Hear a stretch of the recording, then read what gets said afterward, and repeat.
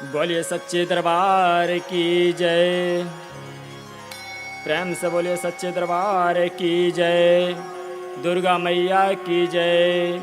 वैष्णो देवी की जय। श्री दुर्गा सप्तशती पाठ पंचम अध्याय। देवताओं द्वारा देवी की स्तुति। मैं उन जगत जननी माँ परमेश्वरी के चरणों में कोटि कोटि नमन करता हूँ, कोटि कोटि प्रणाम करता हूँ। हे माँ जगत जननी परमेश्वरी, सभी भक्तगणों के ऊपर कृपा बनाए रखिए। पांचवा अध्याय प्रारंभ। ह्रीं क्लीं सुविन्नये नमः। माँ स्कंद माता का प्रार्थना मंत्र।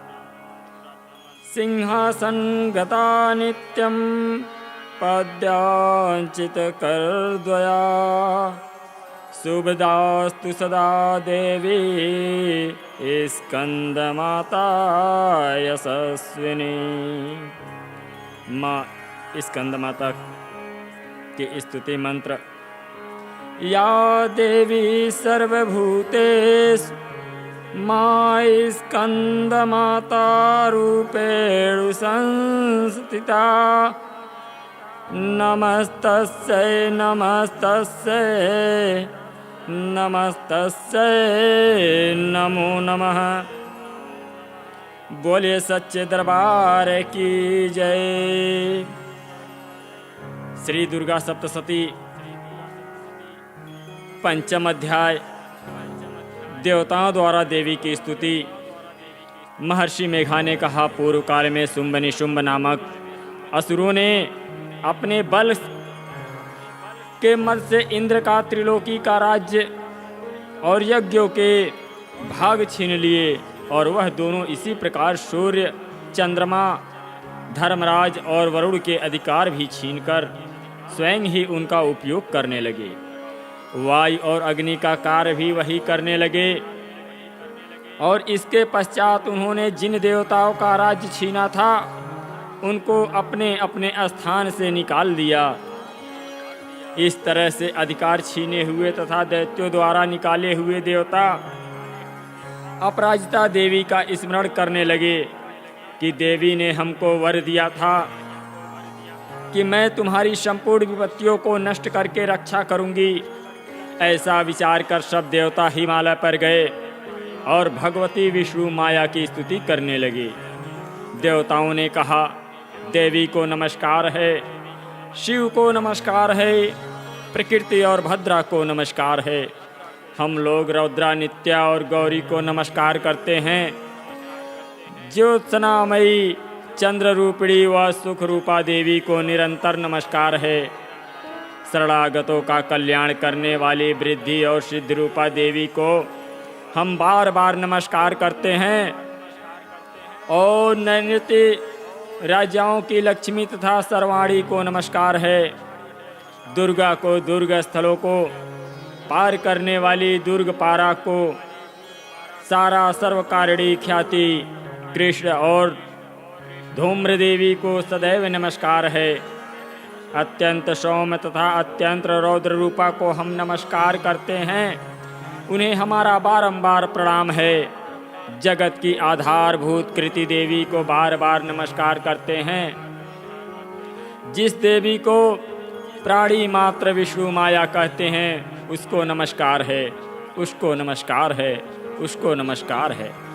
जो देवी संपूर्ण प्राणियों में चेतना कहलाती हैं उसको नमस्कार है, उसको नमस्कार है, उसको नमस्कार है। जो देवी संपूर्ण प्राणियों में बुद्धि रूप से स्थित हैं उसको नमस्कार है, उसको नमस्कार है, उसको नमस्कार है। जो देवी सब प्राणियों में निद्रा रूप से विराजमान हैं उसको नमस्कार है, उसको नमस्कार है, उसको नमस्कार है। जो देवी संपूर्ण प्राणियों में क्षुधा रूप से विराजमान हैं उसको नमस्कार है, उसको नमस्कार है, उसको नमस्कार है। जो देवी संपूर्ण प्राणियों में छाया रूप में स्थित हैं उसको नमस्कार है, उसको नमस्कार है, उसको नमस्कार है। जो देवी सब प्राणियों में शक्ति रूप से स्थित हैं, उसको नमस्कार है, उसको नमस्कार है, उसको नमस्कार है।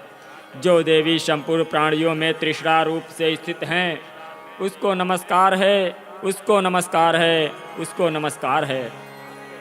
जो देवी सब प्राणियों में शांति रूप से स्थित हैं, उसको नमस्कार है, उसको नमस्कार है, उसको नमस्कार है। जो देवी सब प्राणियों में जाति रूप से स्थित हैं, उसको नमस्कार है, उसको नमस्कार है, उसको नमस्कार है।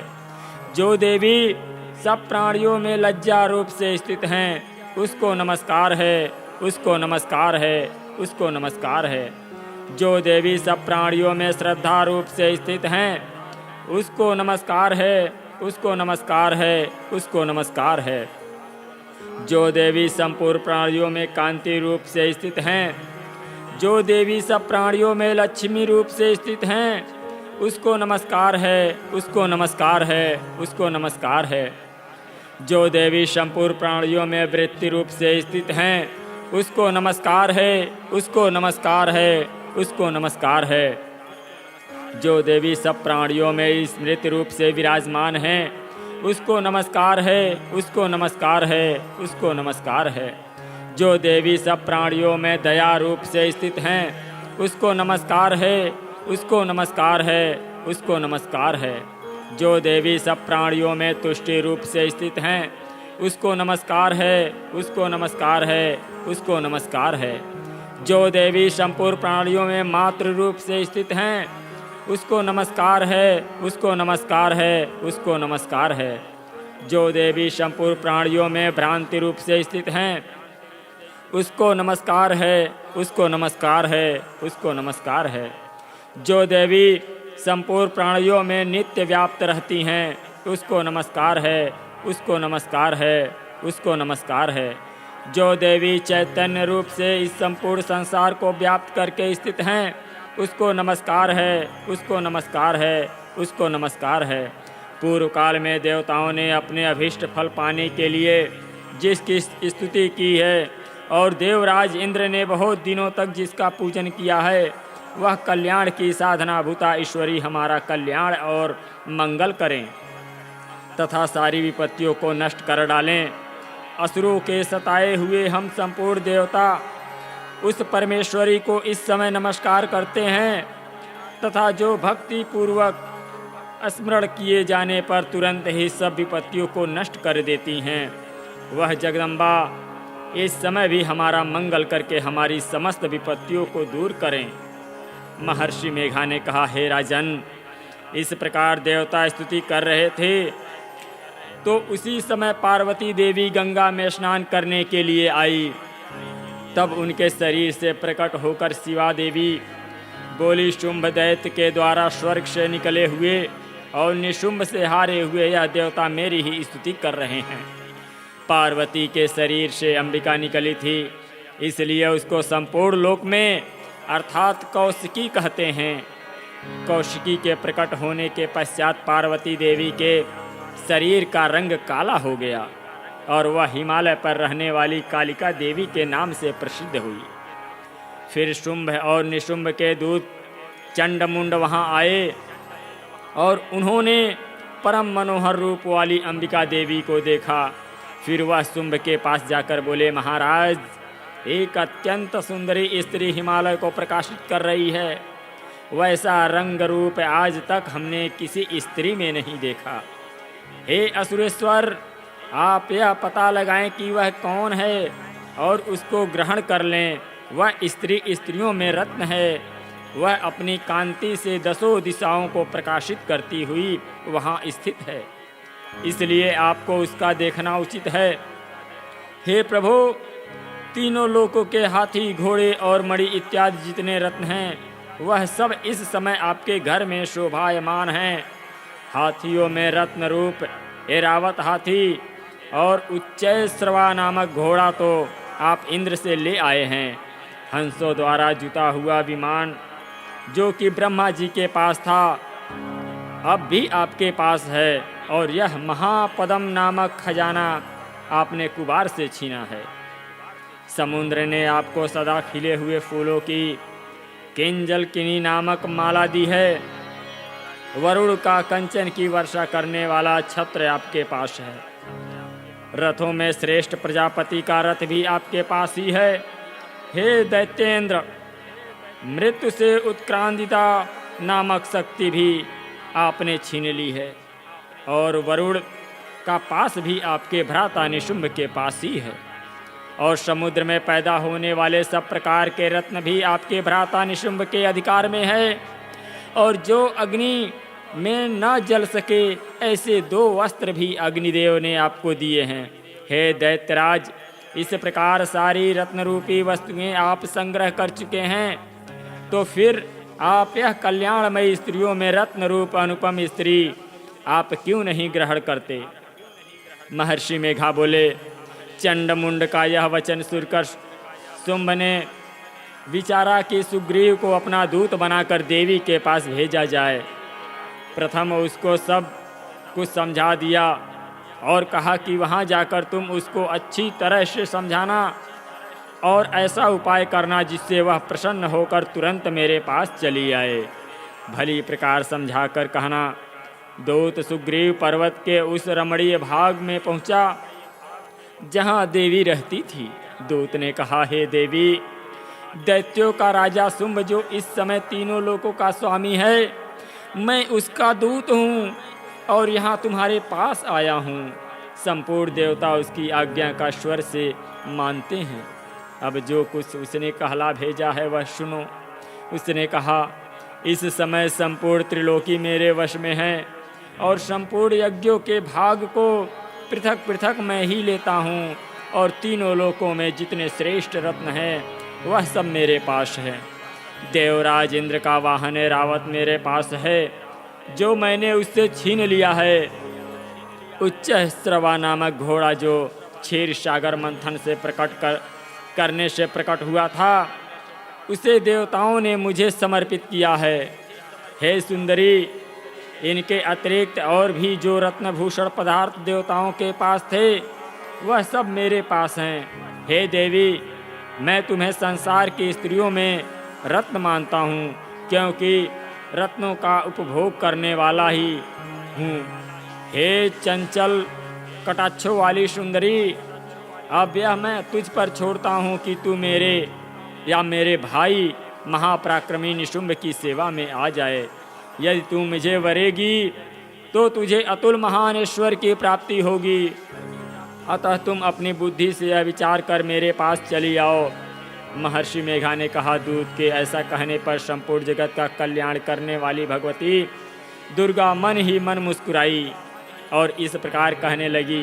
देवी ने कहा, हे दूत, तू जो कुछ कह रहा है वह सत्य है और इसमें किंचित मात्र भी झूठ नहीं है। शुंभ इस समय तीनों लोकों का स्वामी है और निशुंभ भी उसी की तरह पराक्रमी है, किंतु इसके संबंध में मैं जो प्रतिज्ञा कर चुकी हूँ उसे मैं कैसे झुठला सकती हूँ। अतः मैंने जो प्रतिज्ञा की है उसे सुन। जो मुझे युद्ध में जीत लेगा और मेरे अभिमान को खंडित करेगा तथा बल में मेरे समान होगा वही मेरा स्वामी होगा। इसलिए शुंभ अथवा महापराक्रमी निशुंभ यहाँ आवें और युद्ध में जीतकर मुझसे विवाह कर लें। इसमें भला देर की क्या आवश्यकता है। दूत ने कहा, हे देवी, तुम अभिमान में भरी हुई हो, मेरे सामने तुम ऐसी बात ना करो। इस त्रिलोकी में मुझे तो ऐसा कोई दिखाई नहीं देता जो कि शुंभ और निशुंभ के सामने ठहर सके। हे देवी, जब अन्य देवताओं में से कोई शुंभ व निशुंभ के सामने युद्ध में ठहर नहीं सकता, तो फिर तुम जैसी स्त्री उनके सामने रणभूमि में ठहर सकेगी। जिन शुंभ आदि असुरों के सामने इंद्र आदि देवता नहीं ठहर सके, तो फिर तुम अकेली स्त्री उनके सामने कैसे ठहर सकोगी। अतः तुम मेरा कहना मानकर उनके पास चली जाओ, नहीं तो जब वह तुम्हें केस पकड़कर घसीटते हुए ले जाएंगे तो तुम्हारा गौरव नष्ट हो जाएगा। इसलिए मेरी बात मान लो। देवी ने कहा, जो कुछ तुमने कहा ठीक है। शुंभ और निशुंभ बड़े बलवान हैं, लेकिन मैं क्या कर सकती हूँ, क्योंकि मैं बिना विचारे प्रतिज्ञा कर चुकी हूँ। इसलिए तुम जाओ और मैंने जो कुछ कहा है वह सब आदरपूर्वक असुरेंद्र से कह दो। इसके पश्चात जो वह उचित समझे करें। इसी प्रकार पंचम अध्याय समापन हुआ। प्रेम से बोलिए सच्चे दरबार की जय। दुर्गा मैया की जय। काली मैया की जय। हे माँ जगत जननी परमेश्वरी, कृपा करके आप सभी भक्तों का मार्गदर्शन कीजिए। जो भी भक्त आपकी स्तुति करे, पूजा पाठ करे, कृपा करके हर एक मनुष्य, हर एक जीव जंतु, सभी प्राणियों की रक्षा कीजिए। प्रेम से बोलिए दुर्गा मैया की जय।